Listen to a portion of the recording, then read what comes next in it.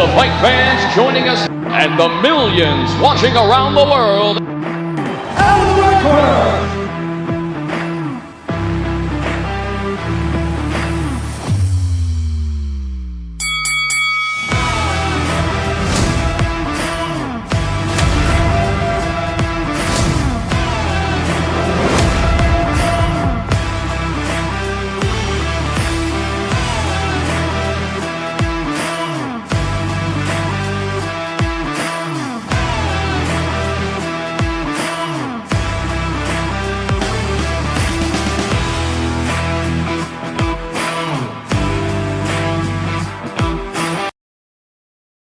Yes, welcome back to In the Red Corner podcast with me, Ross. I hope everyone's well this evening.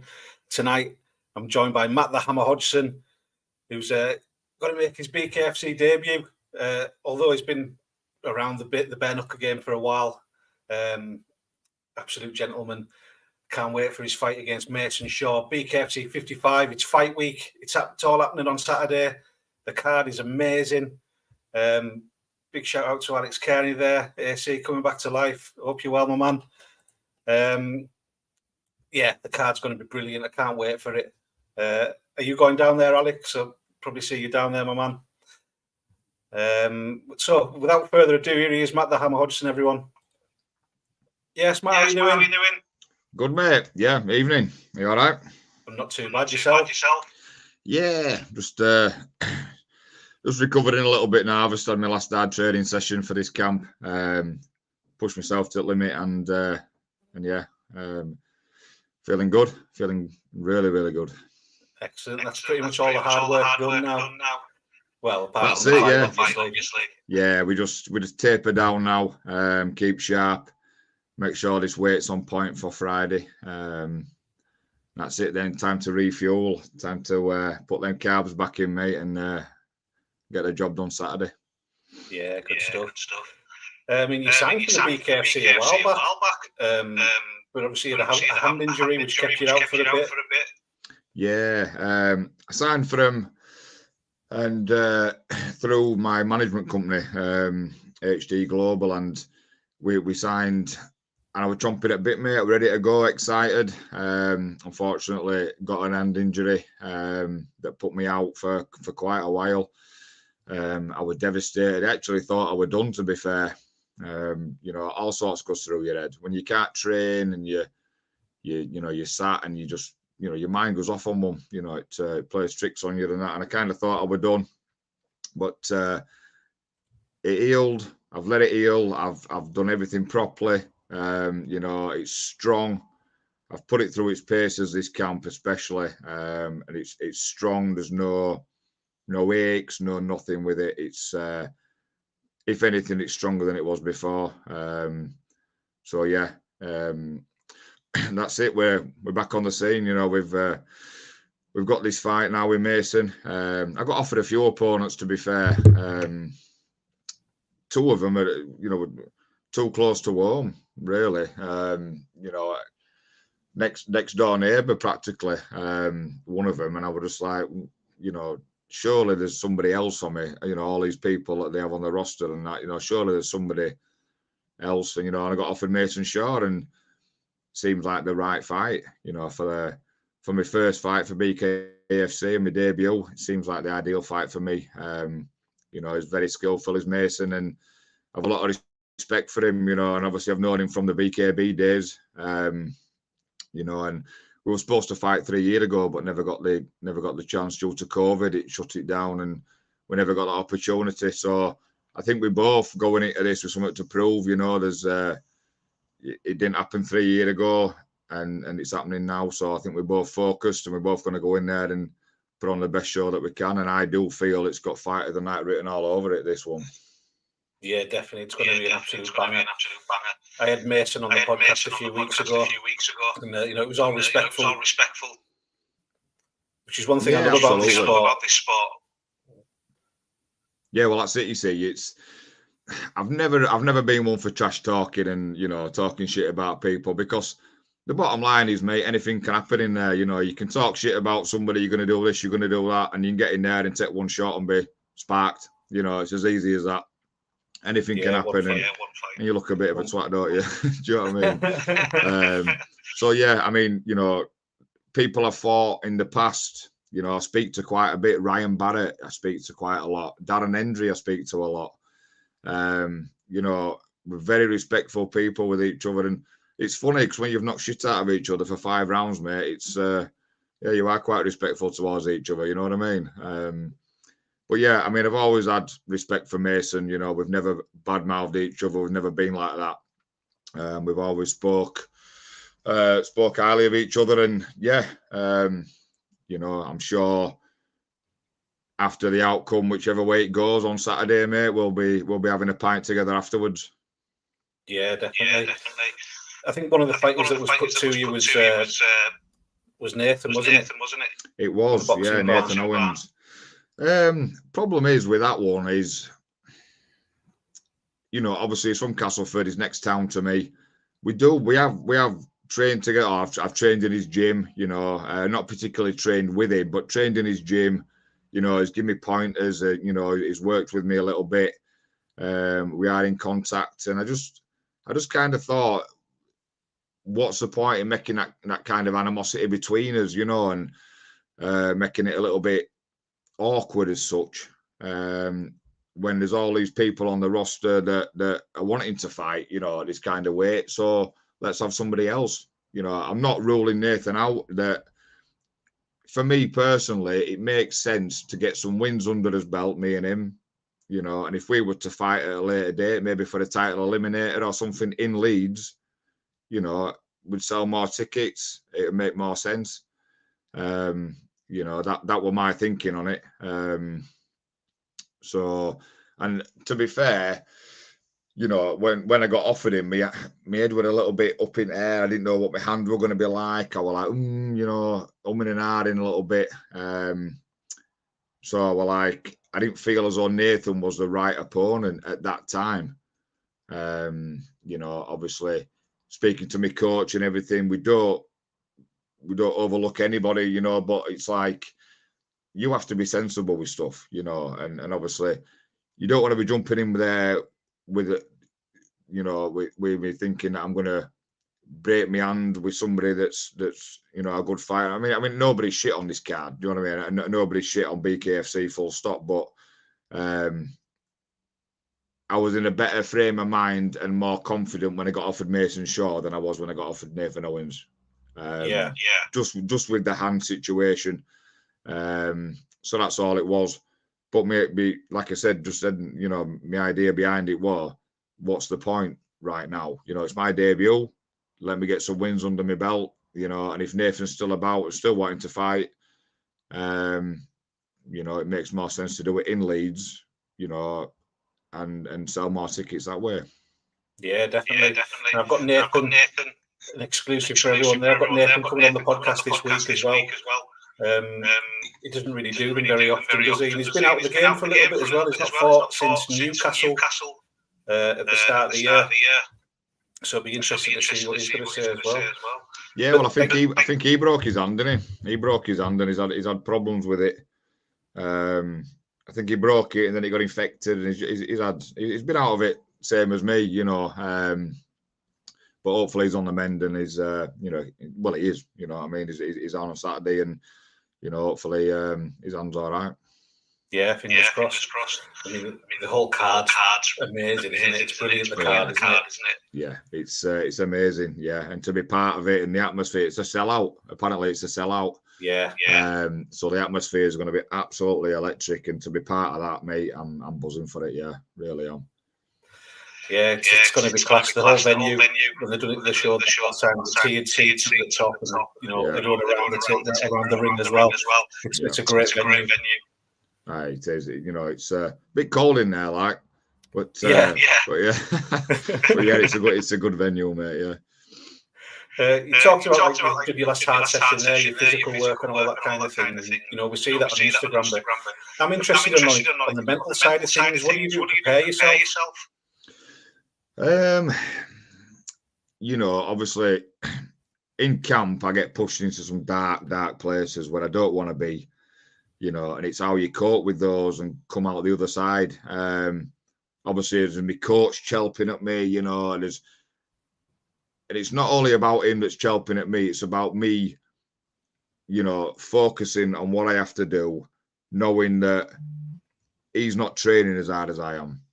He's not doing what I'm doing now. You know, he's not up at, say, 4 o'clock in the morning running. You know, he's not in a -2 degree ice bath on a morning. And, you know, everything that I do, I believe that he's not doing the same, or he's not doing it as hard as I am. I'm pushing myself to my absolute maximum. You know, and that surely, you know, it makes you confident. It gives you a strong mindset. You know, and when you've been in a dark place and you come out the other side, you know, you feel amazing. You know, like tonight, I've done my last hard session, me bit of a lung buster to make sure that the fitness is there. You know, and my coach said to me tonight, Justin, he's like, I don't give a shit how you look. He says, it's the best shape you've ever been in your life. He says, but I don't give a shit how you look. He says, I need to know that your engine's there. He says, ready for this fight. He says, and it's more than there. He says, you're more than ready.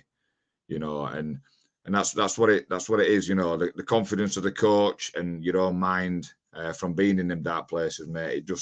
It all adds to it. You know, and that's what gets you through. You know, and pushes you to get that victory on Saturday night. You know.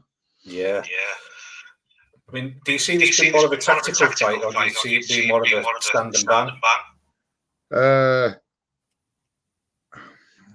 I see it more of a tactical fight, to be fair. You know, Mason is not really a banger, is he? He's not really a stand and trade. But it can all change. Anything can happen in there. You know, you can go in there with the mindset of you're going to figure him out and you're going to be more technical and you're going to do this and you're going to do that. And you could just stand toe to toe, mate, and windmill. Do you know what I mean?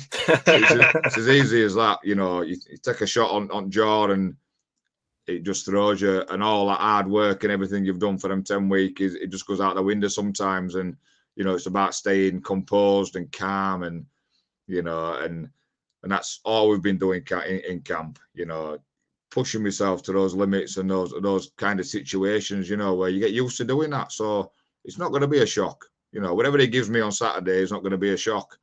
You know, it's about staying calm, figuring him out, you know, and going to work on him. And that's exactly what I'm going to do. Yeah. I can't wait for it, honestly. I'm absolutely buzzing for it. Me too. I'm chomping at a bit, mate, now. You know, it's only fight week. You kind of get excited and you're like, right, it's happening now. You know, five days away and, you know, that's it. But obviously in camp and that, you're more focused on your camp and getting fit and, you know, making sure that you're ready, like you said, in your mind and, you know, your body as well. And obviously it gets to the last bit now. It's like, yeah, you're fatigued, you're cutting a bit of weight, or you're not eating normal, you know what you normally eat, and, you know, you do feel a bit shit, but, you know, this is all part of it. You know, that's another thing that adds to that, you know, that mental state. You know, you're not eating what you can, and, you know, you're having to cut back on food, and you're tired and you're hungry, and, you know, it all adds to it. Everything adds up to, you know, making that strong mindset ready for Saturday. Yeah. It's all part of it. You mentioned Castleford before. And there seems to be a real hub of great fighters down in Leeds. Well, there is. Yeah, that's it. I think we're all just rough bastards, mate, to be fair. You know. Just rough Yorkshiremen. That's it, innit? Yeah. Yeah. You know, Casters, obviously, you know, Aaron Slemane's there, Anthony Holmes, you know, Nathan Owens, Leeds side. You've got Johnny Graham on the card. Good lad. You know, obviously, other fighters for other promoters, other promotions, just Scott McHugh, you know, Smudger Smith, like I've said. You know, some good lads, mate. Some really good lads. Yeah, Robbie Kennedy. Yes, sorry, yeah. Morgan Starkey as well. Morgan Starkey, yeah. My bad. Sorry, boys. Aaron Blakey too, you know, coming from out that way. Some class fighters. I wonder why that is, though. I mean, that's probably why they put the show in Leeds, because there is so many fighters down there. Well, that's it, you know, and you know, surely they must know that it's going to be a sellout, and it's the, you know, it's the quality of fighters you've got on this card. You know, it's the best card they've put on so far. 100%. you know, and people are buzzing for it more than the actual fighters, you know, and it's it's going to be some night, mate. I'm excited.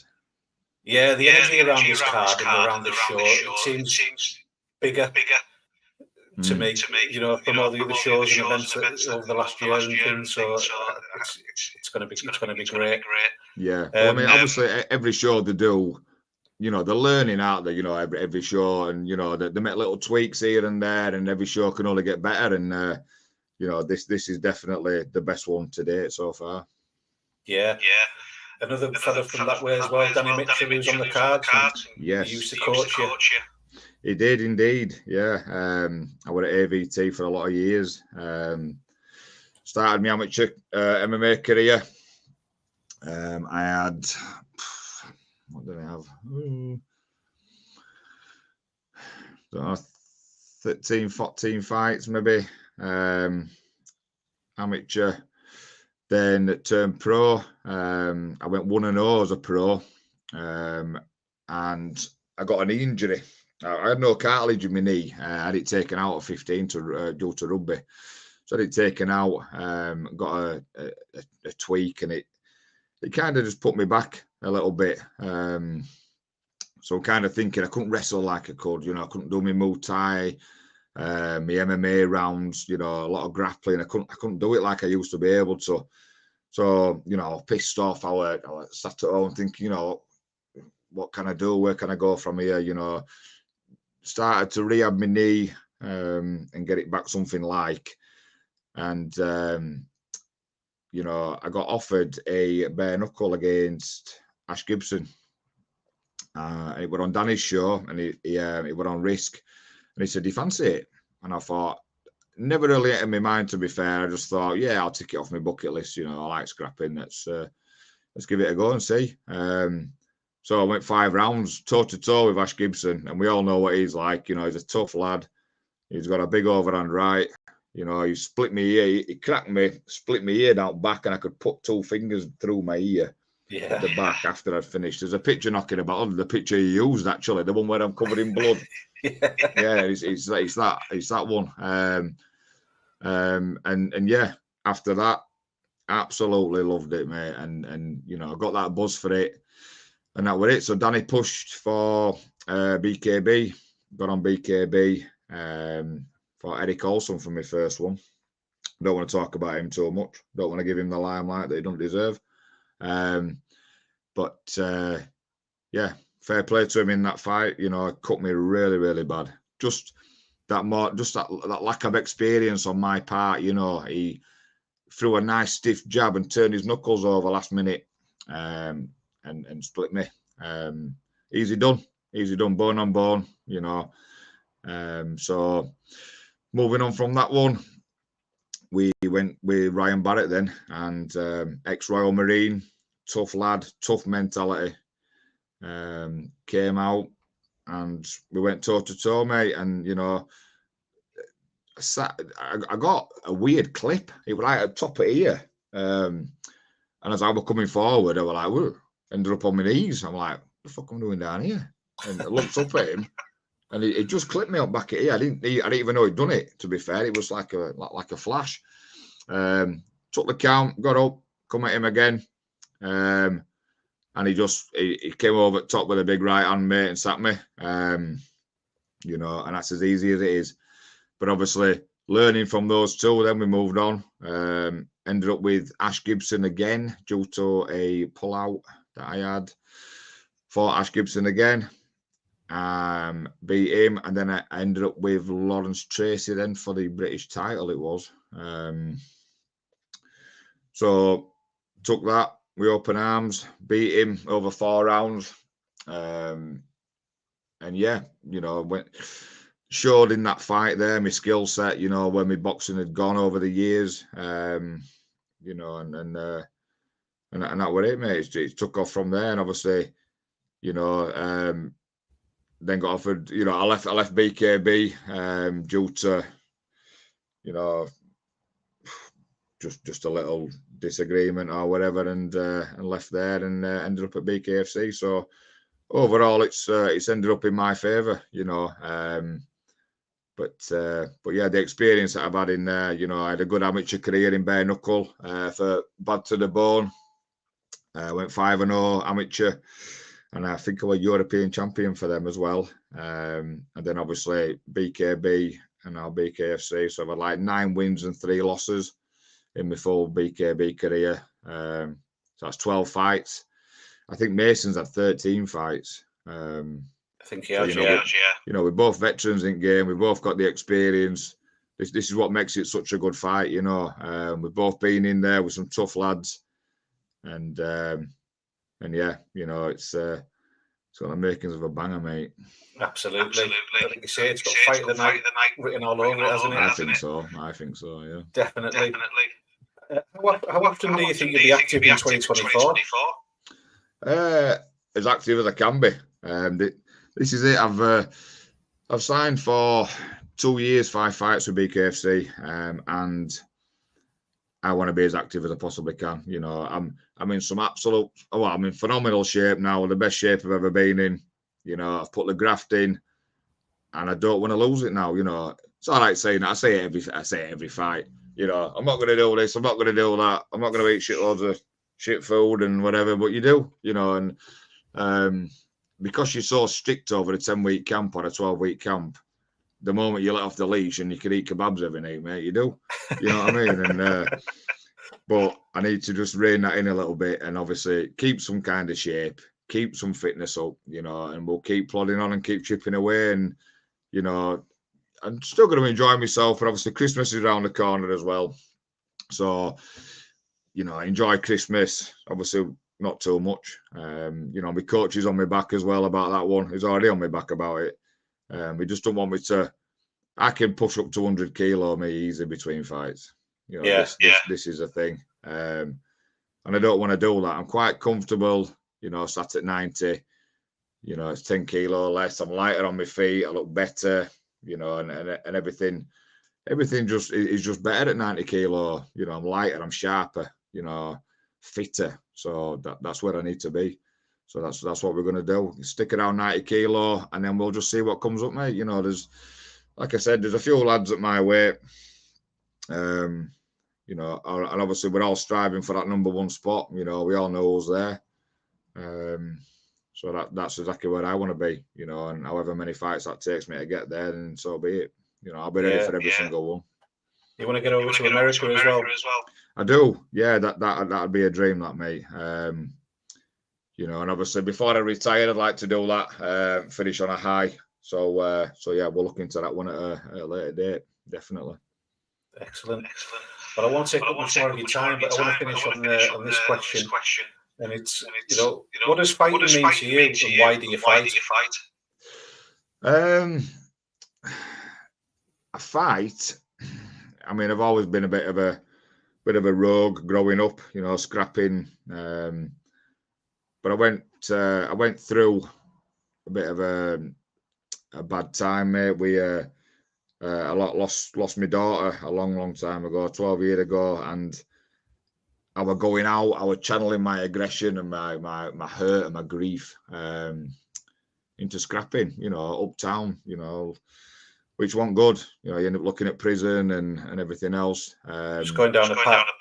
Yeah, that's it. You know, and all I was bothered about really I was just so aggressive, so angry, so aggressive, you know, and just channeling it into people, having a few beers and that, you know, and scrapping all the time uptown and anybody that wanted it, kind of thing. And it was my friend Simon Korner. He was doing, he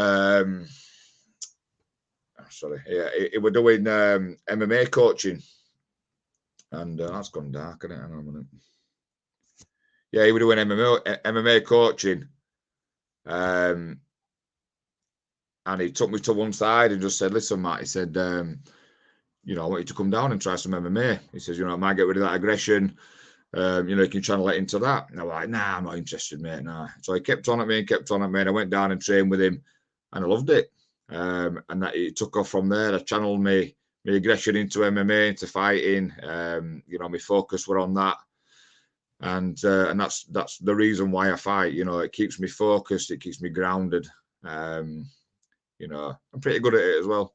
And you know, it's fighting to me personally is just that outlet. You know, as much as I love it, you know, it's a way of life. It becomes a way of life. You know, you focus on the fight, you focus on your training, you focus on your discipline. You know, but that comes into normal life as well. You know, it portrays over into that. You know, your discipline every single day, getting up for work, making sure you're on time.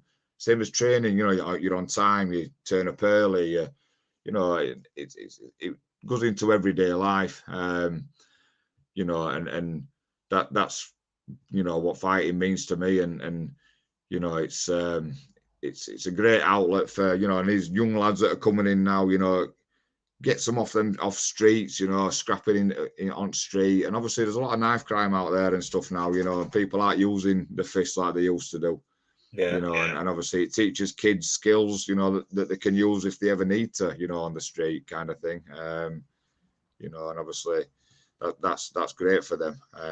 There were nothing about really when I was a kid. You know, we were brought up to fight, you know, and that's all we ever did. There were hardest lad in Kettlethorpe or hardest lad in All Green where I grew up, or Charleston, where, you know, and we used to scrap. That was it. You know, if you're hard and you think you're hard, then we'll have a fight. You know what I mean? That's what it was. You know, and obviously you grow up and you know, you learn to deal with that better and channel it better, and that's exactly what I've done. You know, so yeah, you know, it has been a bit of a lifeline really for me. You know, otherwise I could have quite easily ended up in prison, mate. Yeah. You know, do you still struggle in between fights then, or? Yeah, sometimes you struggle more. I think with as much as you're focused in camp, and you do. If you don't have that focus and you don't have that discipline as such, you do tend to go off rails a little bit, you know. And it's so easy to do that. You know, I tend to, after fight, I tend to have a couple of days to myself, you know, a few beers with boys and some shit food, and then tend to get back on it again because I need to. Otherwise, I end up just getting fat, getting pissed all the time, and going off rails, you know, and that's no good. Especially to me as well, you know, personally, it's no good to me.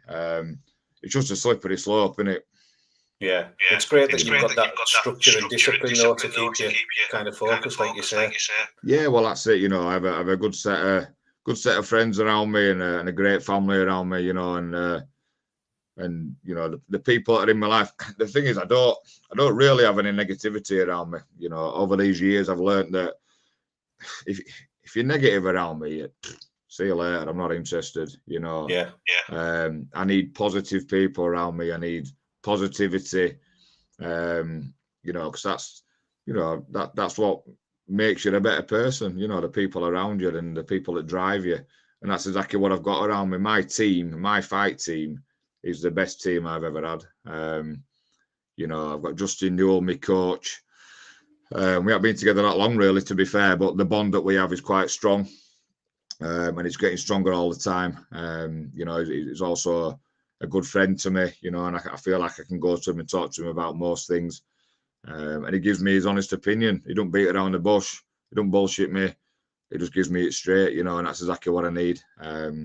You know, the Golden Team gym that I fight out of, you know, is a great atmosphere. You know, P, the owner, is a great lad.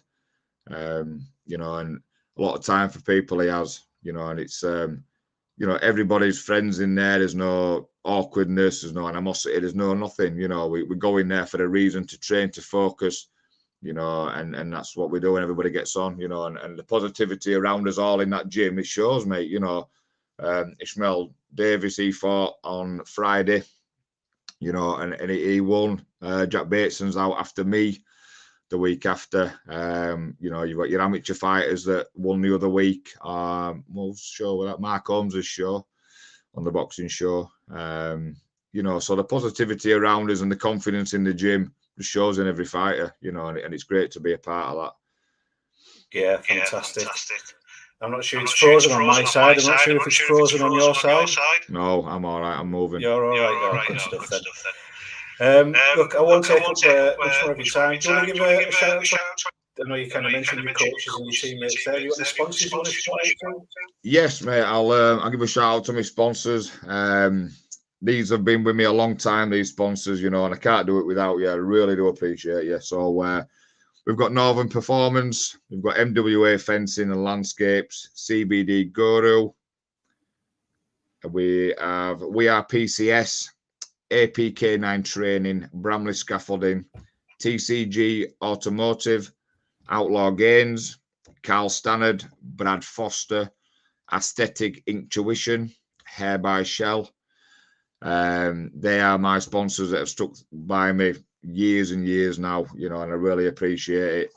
My management team, HD Global, that push for these fights that I'm getting, and we're going to push for better fights after this one. My coach, Justin Newell, great lad and friend. The Golden Team boys, you all know who you are, P, Pembo, Jake Clark, who's my corner man. Who else? That's about it, mate, I think. Can't do it without any of you. And that's my team. That's exactly what we are, mate. We are a team. And we win and lose together. So, but that's it. But on Saturday, mate, we'll be winning together. It's as simple as that. Well, man, thank you very much for your time. I appreciate it. The very best of luck Saturday. I look forward to watching you fight. Thank you very much, mate. Thanks for having me on. No worries at all. Cheers, mate. Cheers, mate. Take care. I'm having a bit of technical difficulties with my screen. I don't know what's going on. It's frozen. I can't do anything. Can't even turn it off.